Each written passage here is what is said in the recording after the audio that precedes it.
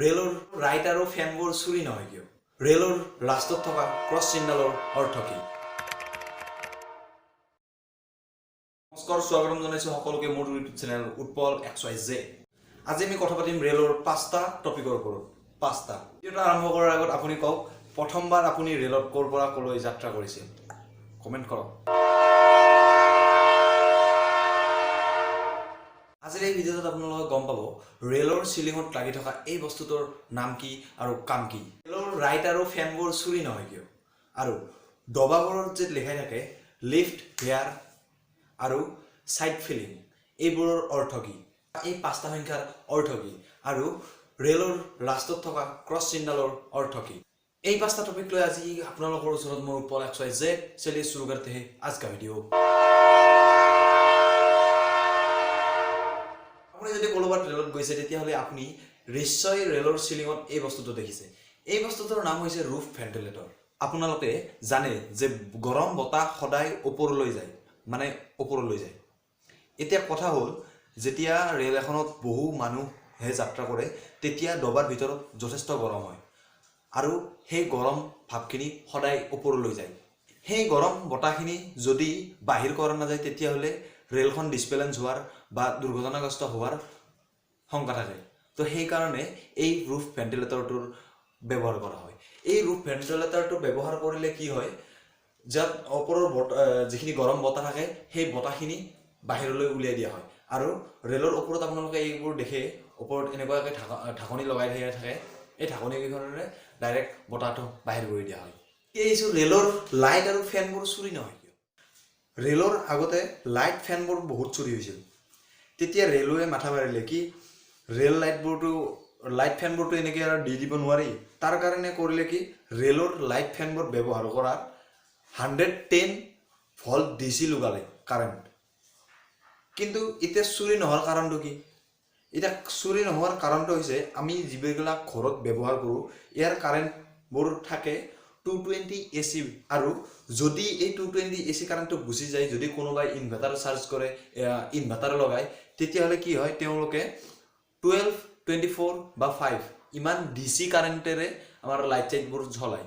কিন্তু ৰেলত কৰিলে কি, 110 লগাই দিলে DC। এতিয়া DC আমাকতো ইমান ঘৰত নাপায় ইমান DC।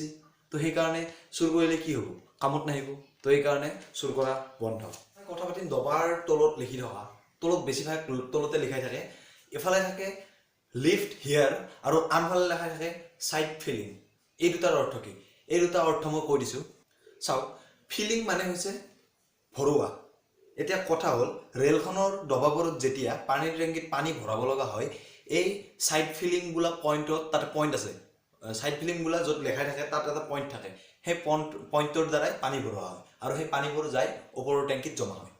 এতিয়া লিফ্ট হিয়াৰ মানে হৈছে, লিফ্ট মানে হৈছে উঠোৱা। এতিয়া ৰেলখনত যেতিয়া নেকি কিবা বেয়া হয় বা সেইখন গেৰেজত লৈ যাব লগা হ'ল, তেতিয়া এই মেচিনটোৰে কি কৰে, সেই ৰেলখন উঠোৱা যায়। তো এই ৰেলখনৰ যেতিয়া জেকডালেৰে যেতিয়া উঠাব তেতিয়া জেকডাল লগাব ক'ত? তেতিয়া যদি বেলেগ জেগাত লগাই তেতিয়া বস্তু পাৰ্ট ভাঙাৰ চান্স থাকে। তো সেইকাৰণে লিফ্ট হেয়াৰ বুলি লিখাই থাকে। সেই য'ত লিফ্ট হেয়াৰ থাকে ততেই জেকডাল লগায় আৰু সেনেকৈ ভাল কৰা হয় ৰেল।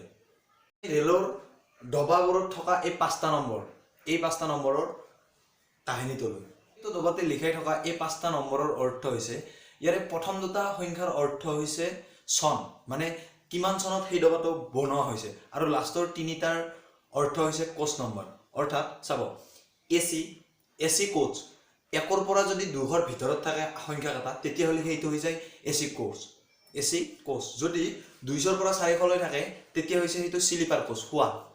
তাৰপিছত আহিল 400ৰ পৰা 600লৈ। 400ৰ পৰা 600লৈ যদি তাৰ মাজত থাকে তেতিয়া হৈছে সেইটো জেনেৰেলৰ ডবাবোৰ চিনাকি কৰা আৰু এটা প্ৰচেছ আছে কি, জেনেৰেল ডবাবোৰত 3টা গেট থাকে কিন্তু বেলেগ ডবাবোৰত 2টা থাকে। তো এতিয়া আহিছোঁ 600ৰ পৰা 700লৈ। যদি প্ৰথম দুটা আপোনালোকে গম পালে, প্ৰথম দুটা হৈছে কোনটো চনত বনোৱা হৈছে। তাৰপিছত আহিলোঁ 3 নম্বৰ, এই 3টা লাষ্টৰ 3টা যিকেইটা থাকে, এই 3টা যদি 600ৰ পৰা 700ৰ ভিতৰত থাকে তেতিয়াহ'লে এইকেইটা হৈছে বাছৰ দৰে, মানে চিটবোৰ বাছৰ দৰে, প্লেনৰ দৰে। যেতিয়া কি হয়, জেনেৰেল বুক হৈ যায় বাকীবোৰ, তেতিয়া মানুহ কম ৰাস্তাত যিখিনি মানুহ থাকে সেই মানুহখিনিৰ বাবে এই বাছৰ দৰে চিটকেইটা বনাই দিয়া হৈছে।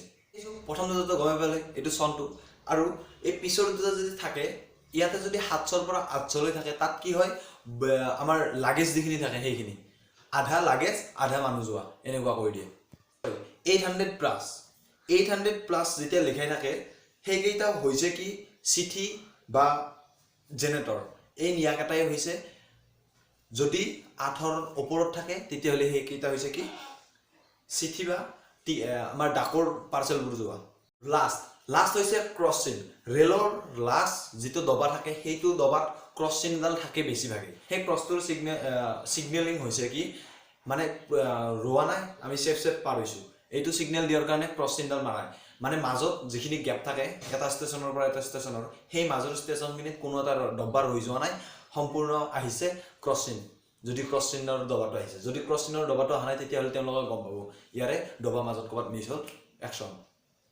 তো যদি ভিডিঅ'টো ভাল লাগিল তেতিয়াহ'লে লাইক কৰিব আৰু যদি মোৰ চেনেলটোত নতুনকৈ আহিছে ছাবস্ক্ৰাইব কৰিব কমেণ্ট জৰুৰ হে তো আজকে लिए इतना ही बाय बाय।